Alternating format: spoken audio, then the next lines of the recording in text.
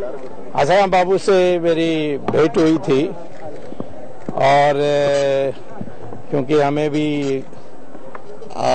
विधि और कानून के बारे ज्ञान है, तो उनका जो परिस्थिति है उसको मैंने जाना। मुझे बड़ा आश्चर्य हुआ जब मुझे पता लगा कि 18 महीने जेल में हैं, जो अभी जांच की स्थिति में होते हुए भी मैं समझता हूं कि एक प्रकार से ये इंडिया का रिकॉर्ड है कि ऐसे केस में इतने महीने किसी को बेल के बिना रखना।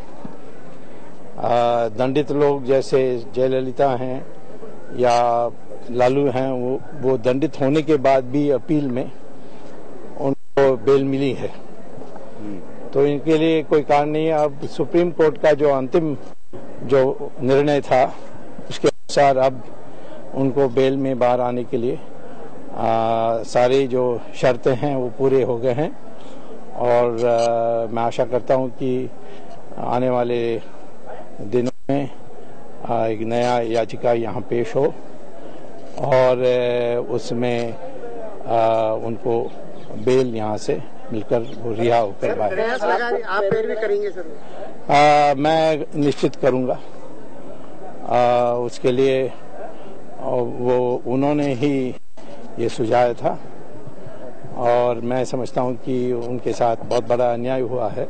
लगातार और की बात चल रही सर। मैं तो जो मटेरियल है उसको देखकर कहूंगा कि केस बनता नहीं है। मैं ये भी जानता हूं कि सोनिया गांधी उनके पीछे पड़ी थी और इसीलिए कि वो धर्म परिवर्तन के विरुद्ध में उन्होंने कई लोगों को जिनको लालच देकर धर्म परिवर्तन किया गया था, खासतौर पर वनवासियों में, उनका उन्होंने पूरा वापस लाए। और हिंदू आचार्यों के साथ इस प्रकार का दुर्व्यवहार यूपीए में बहुत हुआ।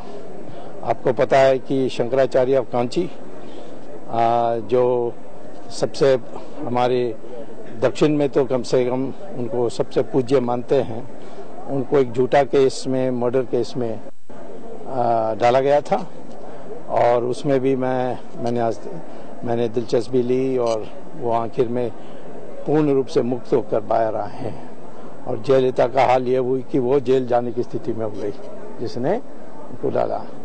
तो संतों के साथ ये राक्षस के व्यवहार जो होता है वो देश के पुनरुत्थान के लिए ही होता है। आपको नहीं लगता है कि इनके आसाराम बापू के ऊपर देश में दर्जनों मुकदमे दर्ज हुए, कहीं अतिक्रमण के, कहीं पे हत्या के, जो इनके स्कूल आश्रम है उन पर और भी कई मुकदमे हुए हैं, तो फिर ऐसे मामले में आपकी पैरवी करना है?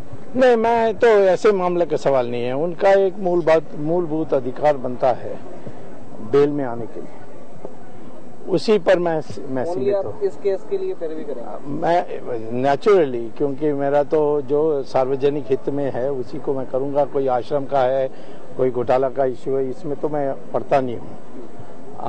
ये सार्वजनिक इश्यू है कि एक धर्मगुरु को बेल दिया बिना अंदर रखा गया है। तो सुप्रीम कोर्ट में सर बेल लगाएंगे? नहीं, बेल तो यहाँ से शुरू होना पड़ेगा। सर, गुजरात में इनके भी फोर्स केस था? मैं नहीं जानता हूँ, उस केस में पढ़ा नहीं हूँ। इस केस के बारे भी मैं फोर्ज नहीं कहूंगा, परंतु केस बनता नहीं है, इतना जानता हूँ। क्योंकि एक तो यह है कि जो शुरुआत में एफआईआर दर्ज हुई दिल्ली में और क्या घटना हुई जो जोधपुर में, वो भी 5 दिन के बाद।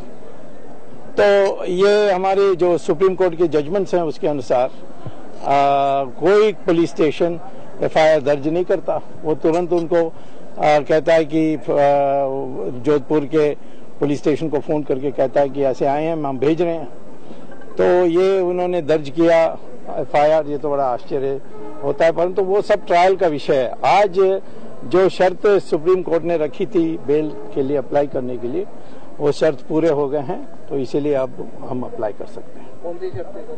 कि वो सारे जो इम्पोर्टेंट विटनेसेस हैं, जो महत्वपूर्ण साक्षी देने वाले लोग हैं, उनका पूछताछ पूरा हो जाना चाहिए। वो लगभग पूरा हो गया। सर, जब लोकसभा के चुनाव थे उसके पहले मोदी ने एक व्हीप जारी किया था, कोई भी नेता आशाराम बापू के जो हैं उनके समर्थन में कोई खड़ा नहीं होगा। अच्छा, ये क्या सकता है? ये मुझे तो कोई याद नहीं है। ये व्हिप जारी किया था उन्होंने। व्हिप जारी किया था? हाँ, उसके बाद किसी भी नेता ने उनकी पैरवी नहीं की। अच्छा, ये मैं पूछूंगा मोदी से कि ऐसा कोई व्हिप आपने जारी किया तो मुझे क्यों नहीं बताया? वकील के रूप में।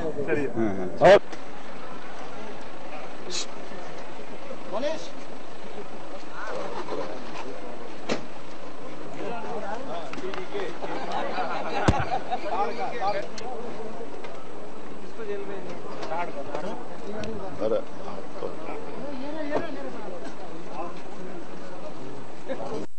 ओके, आगे आऊंगा एक 10 दिन कागज तैयार नहीं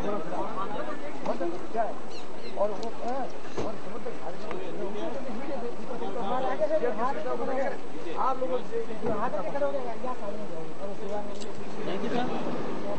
अच्छा